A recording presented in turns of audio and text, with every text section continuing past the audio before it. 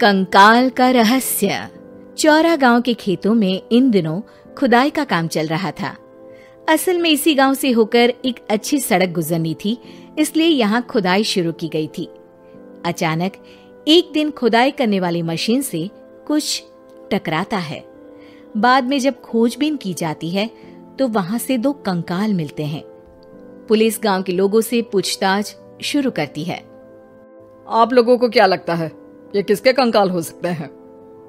अरे साहब, हमें क्या पता ये किसके कंकाल है, आप ही लोग पता लगाइए। हम लोग तो बहुत ज्यादा डरे हुए हैं। हाँ, हमारी फॉरेंसिक टीम अभी आ रही है। ये बताओ कि इस गांव के रहने वाला कोई जोड़ा गायब तो नहीं ना? क्योंकि शुरुआती जांच में तो ये बात सामने आ रही है कि एक कंकाल किसी पुरुष का है तो एक किसी महिला का। साहब, हमें तो बहुत डर लग रहा है। ऐसे कंकाल मिलने का मतलब गांव के आसपास ही किसी की हत्या हुई है या फिर किसी को जलाकर मार डाला गया है। हाँ साहब, हम अपने परिवार को लेकर बहुत ही ज्यादा परेशान हैं। देखिए, आप लोगों की परेशानी हम समझ सकते हैं, लेकिन आप लोगों को पुलिस का सहयोग करना होगा, क्योंकि आपके सहयोग के बगैर हम ये पता नहीं लगा सकते हैं कि आखिर ये किसके कंकाल है और इनकी हत्या किसने की। ठीक है साहब, गांव के लोग आपका पूरा सहयोग करेंगे। हाँ साहब, पूरा सहयोग करेंगे। तो फिर ठीक है, हम अपनी जांच शुरू कर देते हैं।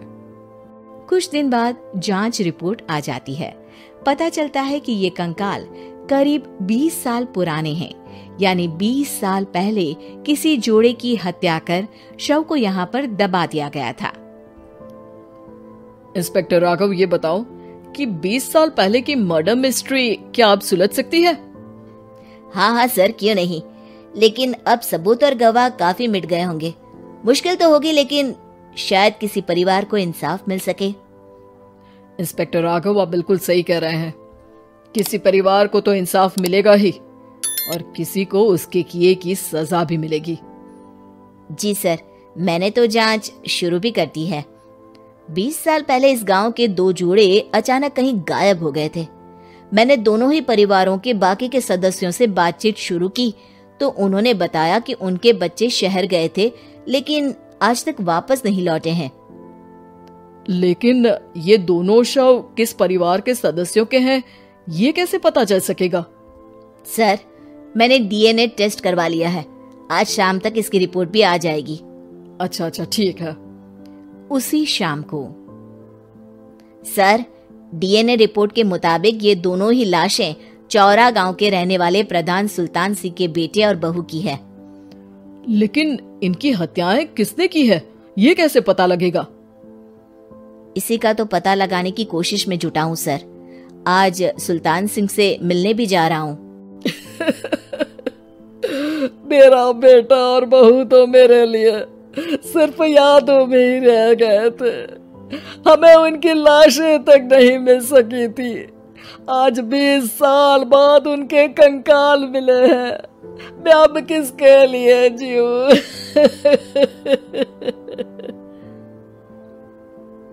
लेकिन सर, क्या आपकी किसी से कोई दुश्मनी थी?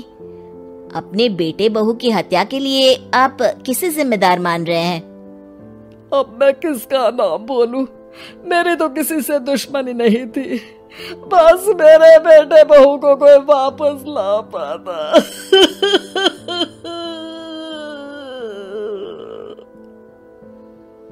इसके बाद सुल्तान सिंह फूट फूट कर रोना शुरू कर देते हैं। सर, अब आप इनका अंतिम संस्कार करवा सकते हैं। कम से कम इनका शरीर ना सही, इनका कंकाल तो आपको मिला है। लेकिन हाँ, अगर आपको कुछ भी याद आए तो जरूर बताइएगा। मेरी तो बेटा अब उम्र हो गई है, लेकिन मेरे बेटे और बहू के हत्यारों का जरूर पता लगाइएगा, क्योंकि जब तक हत्यारे पकड़े नहीं जाएंगे मेरा मन नहीं मानेगा। सर, हमारी पूरी कोशिश रहेगी हत्यारे को पकड़ने की।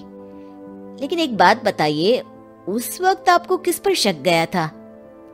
उस वक्त मेरे एक ड्राइवर को पकड़ा गया था, लेकिन सबूतों के अभाव में उसे छोड़ दिया गया था।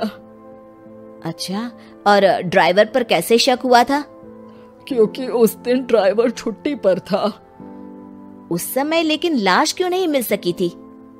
उस वक्त पुलिस ने बहुत कोशिश की थी, लेकिन दोनों की डेड बॉडी नहीं मिल सकी थी।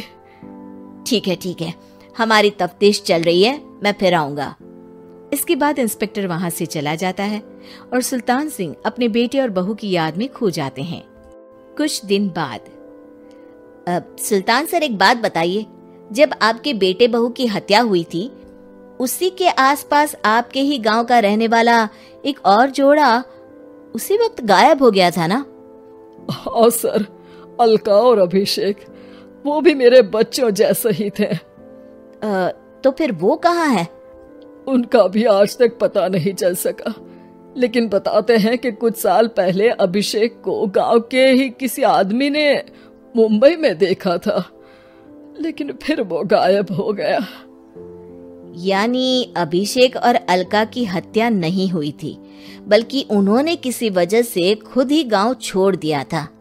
हाँ, हो सकता है, क्योंकि अभिषेक मेरे बेटे संतोष का अच्छा दोस्त था और उसका मेरे घर भी आना जाना लगा रहता था। हो सकता है कि उसने मेरे बेटे और बहू के बारे में सुन लिया हो और ये गांव छोड़ दिया हो सकता है। उनके परिवार का कोई अब नहीं रहता क्या इस गांव में? अब तो कोई नहीं रहता। एक चाचा थे, लेकिन उन्होंने भी अपना पुश्तैनी मकान बेच दिया है। वो भी अब कहीं शहर में ही बस गए हैं। ओह, अभिषेक और अलका के बारे में भी पता लगाना होगा। हो सकता है कि वही इस हत्या के बारे में कुछ बता सके। हो तो सकता है, लेकिन वो बेचारे तो खुद ही वक्त के मारे थे, वो क्या बताएंगे। फिर भी सर, जब केस दोबारा खुला है तो जांच तो करनी ही पड़ेगी, और इस बार तो लाशें भी बरामद हुई है। कुछ दिन तक लगातार तफ्तीश चलती रही। एक दिन थाने से सुल्तान सिंह को फोन आता है। हाँ, कौन बोल रहा है?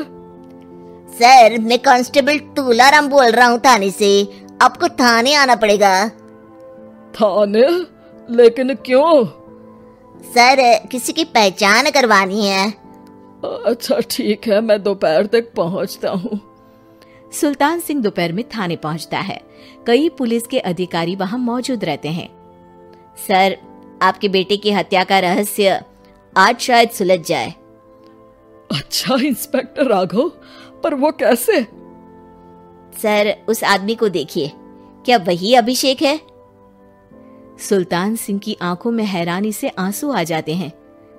हाँ सर, यही अभिषेक है। ये आपको कहाँ से मिला? सिर्फ अभिषेक ही नहीं, बल्कि इसकी पत्नी अलका भी इसके साथ है। मैडम, जरा अभिषेक की पत्नी को लाइए। जैसे ही अलका को पेश किया जाता है, सुल्तान सिंह जमीन पर गिर जाते हैं।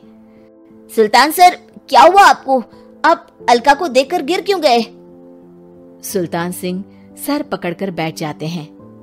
ये अलका नहीं, बल्कि ये तो मेरी बहू रितु है। पूरा थाना एक दूसरे का मुंह देखने लगता है। क्या? इसके बाद हर किसी को दो कंकाल और हत्या का रहस्य समझ में आ गया।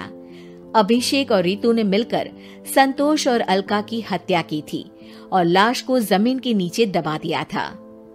आज 20 साल बाद इस हत्या का रहस्य खुल सका था कि अवैध प्रेम संबंध में 2 मासूमों की जान गई थी।